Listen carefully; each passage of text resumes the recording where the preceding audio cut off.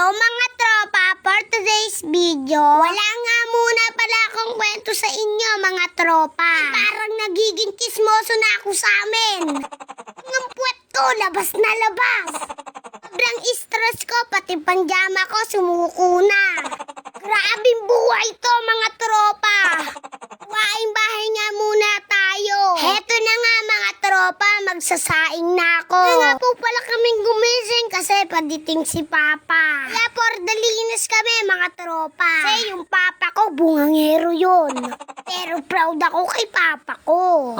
Natapos ko nga maghugas ng kaldero, nakal na din ako ng bigas para makakain na rin kami. Sabi ni Mama, hanggang tanghali na daw yung isasaing ko. Yung ba mga tropa, laging sinasabi sa amin nila Mama at Papa, dapat marunong daw kami sa gawaing bahay. Hindi sa lahat ng oras nandyan sila. Yung ba mga tropa, si Mama dati nagkasakit. Hindi siya nag-alala sa amin. Bakit? Yung ate ko marunong magluto at maglaba at magsaing. Pero ako lang talaga ang masipag sa pamamahay na to. What? Kita nyo naman ang pruweba. Tag pa yung kapugian ko.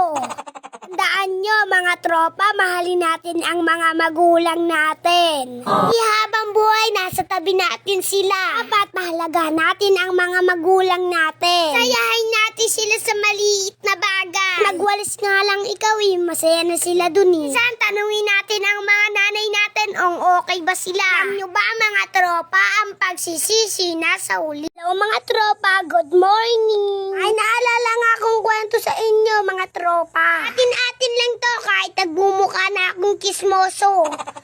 Eto na nga mga tropa. Ano ba may lolo kong agas? Lolo kong agas? Di naman gwapo yun Pero hanep, napakapil sa mga bebo. Ba, itong lolo kong agas nagkaroon ng bebo. Di nga siya nakatiis kaya sumilay siya. Eto na nga, nagkita na sila ng bebot niya. Alam nyo ba ang tawagan nila? Napaka-sweet.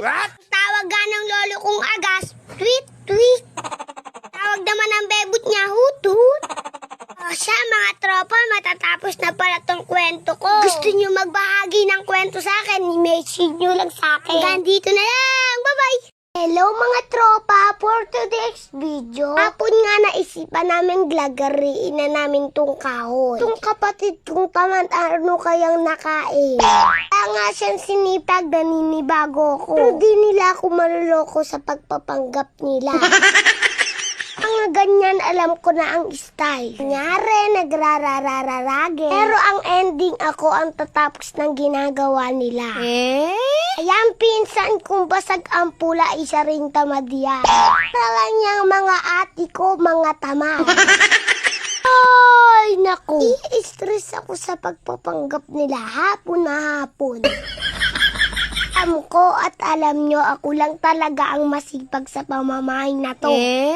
Out sa mga tropa ko dyan na hindi tumutulong sa mga magulang nila. May time tulong-tulong din tayo. Duro naman mga tropa pag nagugas ka ng mga pinggan. Di naman siguro sasakit yung kamay nyo pag nagugas kayo ng pinggan. Nyo ang sasakit ang mga ulo ng mga magulang natin. Kasi maninibago sila sa kasipagan nyo.